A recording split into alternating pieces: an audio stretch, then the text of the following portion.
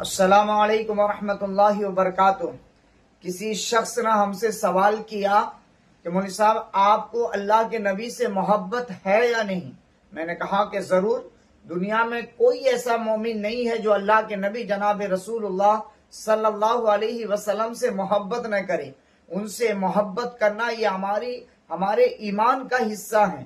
تو پھر اس نے کہا کہ جب آپ کو اتنی محبت اللہ کے نبی سے ہے تو پھر 12 ربیع الاول یعنی نبی کے پیدائش کے دن اور نبی کے پیدائش والے مہینے میں آپ کو خوشی کیوں نہیں ہوتی، اور آپ علماء دیوبند خوشی کیوں نہیں مناتے ہیں؟ میں نے جواباً عرض کیا تھا، میں نے کہا کہ ایک بات تم بتاؤ مجھے۔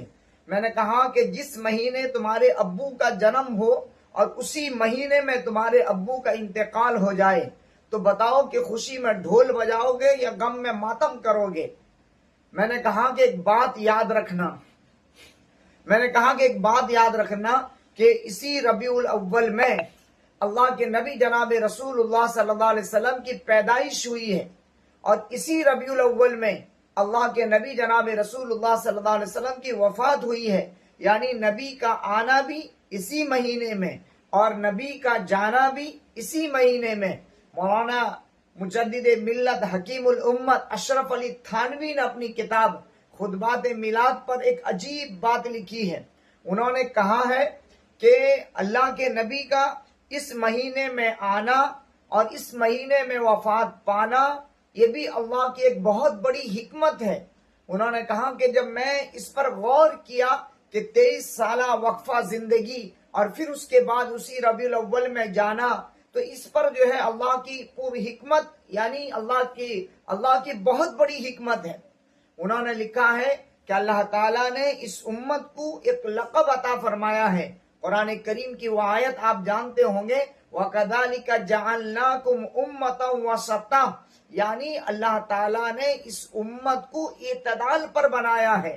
یعنی اس آیت کے روشنی پر مولانا اشرف علی تھانوی یہ بیان کرتے ہیں کہ اللہ نے ہمیں اور آپ کو جو امت بنایا ہے اعتدال پر، یعنی نہ دین پر زیادتی برداشت کرتے ہیں نہ دین پر کمی برداشت کرتے ہیں، اعتدال پر۔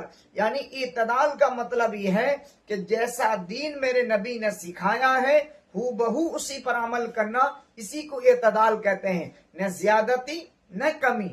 تو اس کی وجہ سے جو ہے جو ہم پر اعتراض کرتے ہیں کہ آپ علماء دیوبند عید میلاد النبی پر خوشی کیوں نہیں مناتے، میں ان سے صرف اس آیت پر اور اشرف علی تھانوی کے اس بات پر پیغام دینا چاہتا ہوں کہ عید میلاد النبی پر ہمیں بھی خوشی ہے اللہ کے نبی کی آنے پر، لیکن اشرف علی تھانوی کہتے ہیں کہ اتنا بھی خوشی نہ مناؤ کہ مطلب جو ہے خرافات میں اتر جاؤ، ڈی جے پر، ناچ پر، گانے پر، جس کو اللہ کے نبی نے جو ہے منع فرمایا ہے اس پر اتر جاؤ۔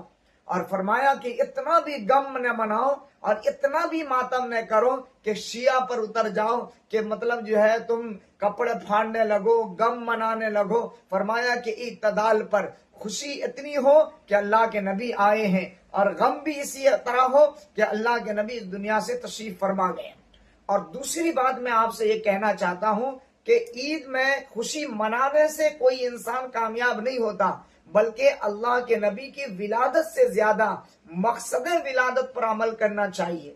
فرمایا کہ خوشی تو اللہ کے نبی کے زمانے میں جب اللہ کے نبی پیدا ہوئے تو ابو لہب کو بھی خوشی تھی، مطلب جو ہے کفار مکہ کو بھی خوشی تھی، لیکن جو ہے مقصد کسی نے نہیں اپنایا ہے۔